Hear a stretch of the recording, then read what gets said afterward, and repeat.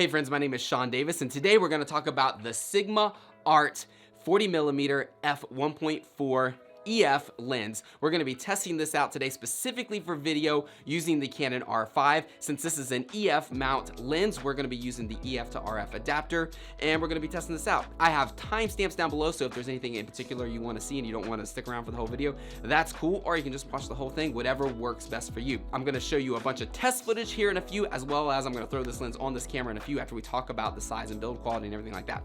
So without further ado, let's jump right into it. Let's get physical. The first thing you're gonna notice when you pull this sucker out of the box is it's super big and it's super heavy for a 40mm lens. I mean, look at it. She's beefy. Now, this is more of the size that I would say is more like a zoom lens, like a 16-35 or a 24-70.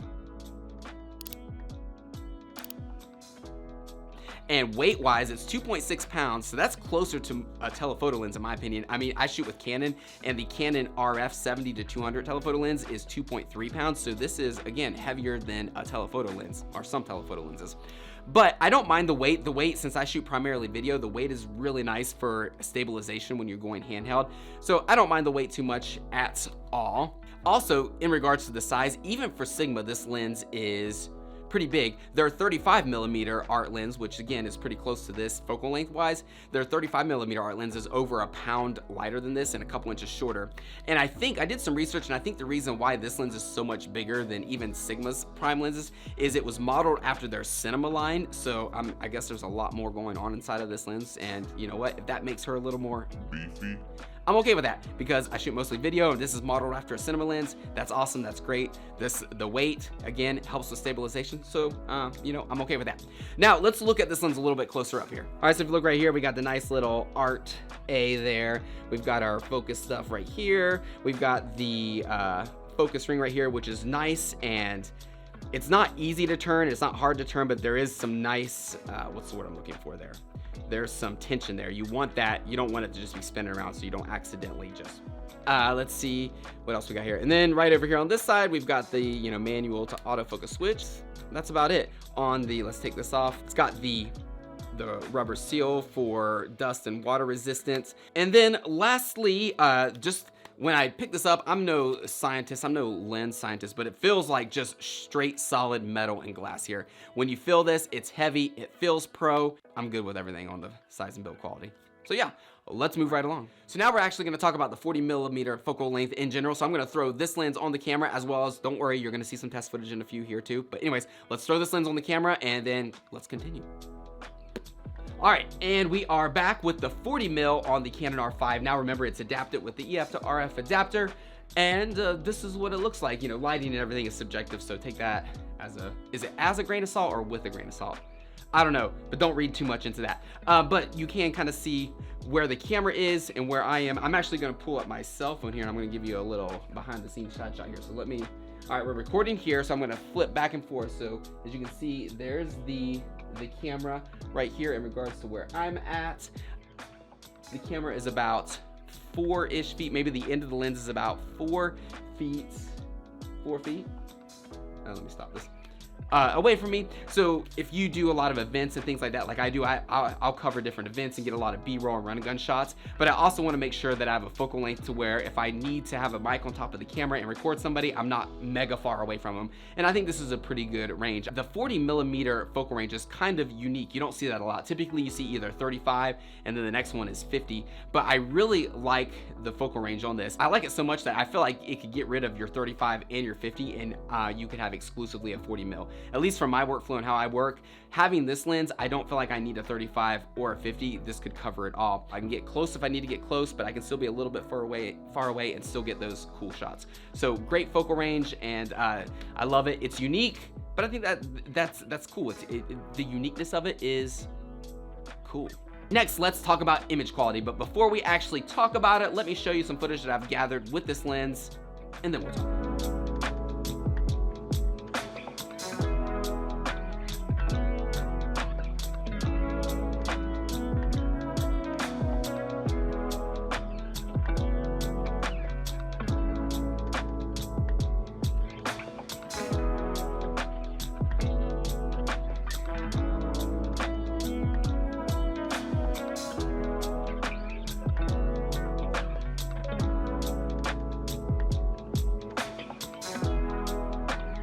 let me just say that I'm not somebody who can professionally put a lens to its paces with charts and graphs and all that stuff. I'm the type of person where if I like the image that it produces, then I like it, and that's good enough for me. Looking at this footage, I absolutely love it. I love everything about this lens. At f1.4, the image is super sharp, super crisp. I love it. All the way up to f16. Again, it's awesome. You know, with a lot of prime lenses, you'll read reviews where they're like, oh, the lens is awesome. However, it's not sharp until, you know, f2 or 2.8. And then for me, that always bums me out because I feel like the whole purpose of having a prime lens, or one of the big reasons of having a prime lens, is having that wide open aperture, that 1.4 or 1.2 if you've got a lens like that, but this is 1.4, and having that shallow depth of field and that low lights ability. So the fact that this lens is super sharp at f1.4, wide open, as wide as you can get it, is awesome. So I love the image quality from this. It's sharp from side to side, or edge to edge, as some people like to say it. Image quality, awesome, superb. 2 thumbs up and 2 pinkies. Next up, let's talk autofocus. And just to put it simply, the autofocus in this camera is great. I also have some Canon L series, like this is a 16-35 f4, and whether this lens is on the camera or the 40mm is on my camera, the autofocus works just as good whether I have a native glass, native-ish, this is still an EF adapted, but whether you have the Canon brand or the Sigma, the autofocus works seamlessly. I can't tell the difference in the autofocus performance.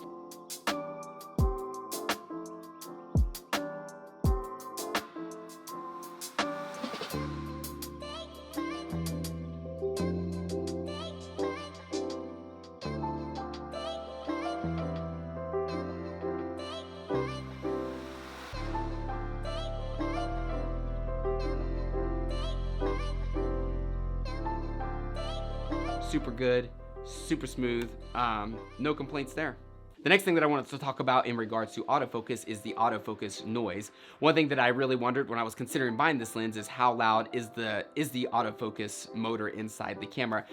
Right now I have my Rode VideoMic Pro Plus mounted above me separate from the camera, but a lot of my run and gun style shooting, I have this mic mounted right on top of the camera, and I wanted to make sure that the noise doesn't come through so much that it ruins your audio in your shots. So actually what I'm gonna do first is I'm gonna put this mic right over to, point it right at the lens and show you what it sounds like, and then I'll mount it to the camera so you can see that as well. So let's do that.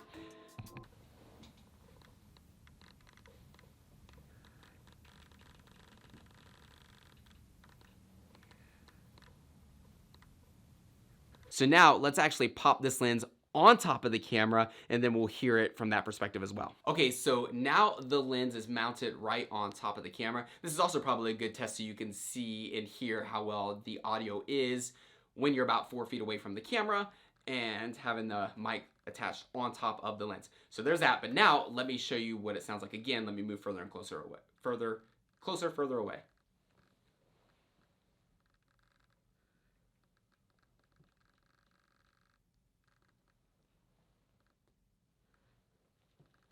All right, so far we've talked about the build quality and the size of the lens and the physical features.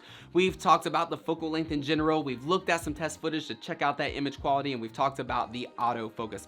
Lastly, I want to talk about a few of the things that I'm not a super huge fan of with this lens. Number one thing that I don't like about this lens are Sigma lenses in general. I have one other Sigma lens, a 70-200, their sport lens. The only thing I'm not super fan of is the lens caps. They feel kind of cheap compared to the rest of the lens, and I don't know if you have this problem if you own any Sigma lenses, but every time I pull this sucker out of my camera bag, if it hits on anything, the lens cap just pops right off. So they fall off real easy. I mean, they stay on when I'm moving around, but as soon as you go to take it out, it hits on one thing, the thing pops off real easy. So Sigma, if you're watching, you're probably not, but if you are, let's innovate these a little bit, just a little bit, to help them stay on, so they get knocked around a little bit, they stay on. And the only other thing that I'll nitpick on, and this is kind of specific to me, is the weight of the lens. Now, I said I do like the weight of the lens because I shoot a lot of video and it does help with that stabilization. But since it's an EF, I have the EF version and I have to adapt it to the Canon R5, which is an RF mount. I have that adapter, and I notice since it's so heavy, there's like a little bit of play in that adapter. So With my other Canon lenses, you know, it feels like it's tight on there, like it's attached to the body. You almost forget there's an adapter there. But with the Sigma lenses, also with the 70 to 200 that I have, they're just so heavy that it creates just a little bit of play. It's not that bad. And I do have the Canon brand adapter, which is good. And again, it's not much, but it's just, I notice it and it bothers me just a little bit. I think also too, because of how heavy it is, I feel like there could almost be a tripod mount on the lens itself, kind of like you would get with a telephoto lens. Since the lens itself is heavier than the Canon R5, I'd almost rather mount it from the lens and have the camera hanging off the back of it than the lens hanging off the front, just because of the weight issues. So again, I do like the weight for stabilization, but then also the weight does create that kind of thought in my mind of like, is it too much on the adapter with that little bit of play and stuff like that? So it's just something I think about, and it's fine. It doesn't affect the image quality, and it doesn't seem to be bothering the camera. So we're good. The cool thing about this lens is it's one of the lenses on Sigma's website that is available for lens conversion or mount conversion. And basically what that means is, let's say you're shooting with Canon and then you decide to switch over to Sony, you can actually send this lens in and they will change the adapter so you don't have to buy a whole new lens, which is really nice. So for me, fingers crossed that one day Sigma starts making some RF lenses. As of, what is it, October 2021, they haven't, but let's hope that they eventually make an RF mount for this lens, and then I'll pay a few $100 and send it in and have them change out the mount. That would be cool. I love the lens. I hope this video helped you, maybe if you're considering buying this lens. I feel like I covered everything that I wanted to know when I was looking at buying this lens. So hopefully this helped you. If it did, maybe give it a thumbs up. Check out my other videos if you like what you see. Consider subscribing. But other than that, I hope you have a great day, and I'll catch you in the next one. Later.